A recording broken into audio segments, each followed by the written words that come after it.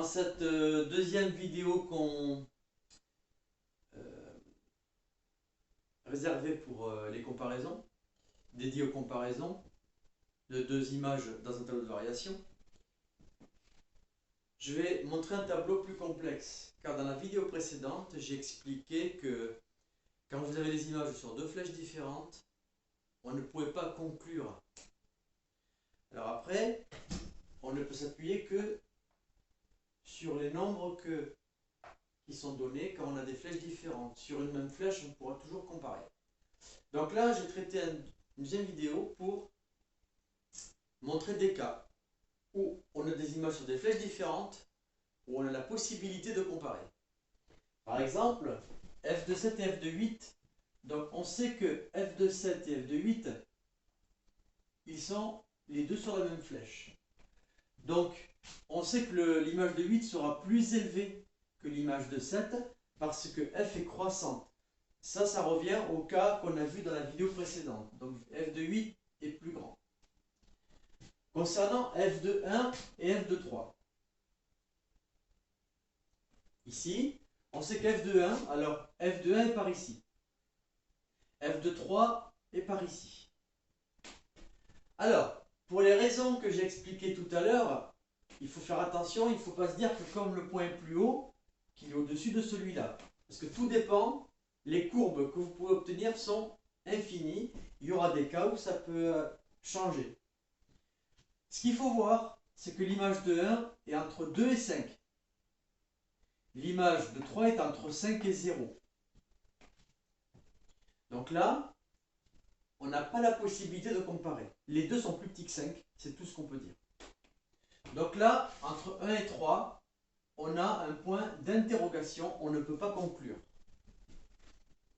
Bon, maintenant, entre 3 et 5, donc entre 3 et 5, on sait que le 5 se trouve ici. Donc là, la courbe est décroissante, donc là, on peut voir que l'image de 5 sera plus bas que l'image de 3. Donc ici, on le traduit de cette façon. Alors maintenant, le dernier cas, f de 1, f de 7. Alors 1 se trouve ici, 7 se trouve ici. Alors, qu'est-ce qu'on peut voir? C'est que l'image de 1, alors je vais l'écrire ici, l'image de 1 se trouve entre 2 et 5. L'image de 7 se trouve entre moins 1 et 1. Ce sont les seules informations que vous avez. La hauteur des points n'est pas du tout une indication que vous pouvez utiliser. Donc, si vous faites un encadrement, vous pourrez voir si on peut comparer ou pas. Donc, tout à l'heure, par exemple, ici, j'avais f de 1 qui était compris entre 2 et 5. Et ensuite, f de 3 était compris entre 0 et 5. Donc là, tout à l'heure, on sait que ces deux valeurs, l'une est comprise entre 2 et 5, l'autre est comprise entre 0 et 5, mais on ne sait pas où. On ne sait pas exactement où. Il peut être plus grand que 2. Donc, on n'a pas les moyens ici. Donc là, ça reste un point d'interrogation. Alors qu'ici, qu'est-ce qu'on peut voir? On peut voir que f de 7, bon, il est plus petit que 1 et plus grand que moins 1. Mais 1 est plus petit que 2 et 2 est plus petit que f de 1. Donc on voit que si f de 7 est plus petit que 1, il est plus petit que 2. Donc il ne peut pas être plus grand que lui.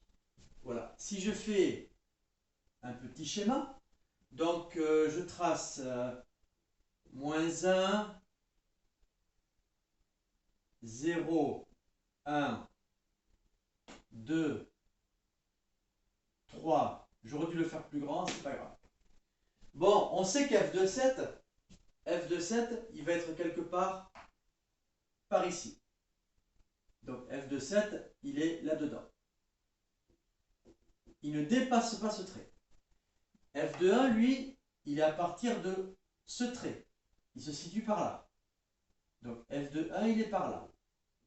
Donc là, on est certain que comme f de 1 est plus grand que 2 et f de 7 est plus petit que 1, on pourra conclure que f de 7 sera plus petit que f de 1. Donc, bien que les images soient sur des flèches différentes, on peut, en utilisant les bornes, conclure ou non sur la comparaison des nombres. Donc, il y aura des cas sur des flèches différentes où on ne pourra pas conclure, par exemple les deux, et des cas où on pourra conclure. Il faudra utiliser les bornes de la même façon que je vous l'ai dit.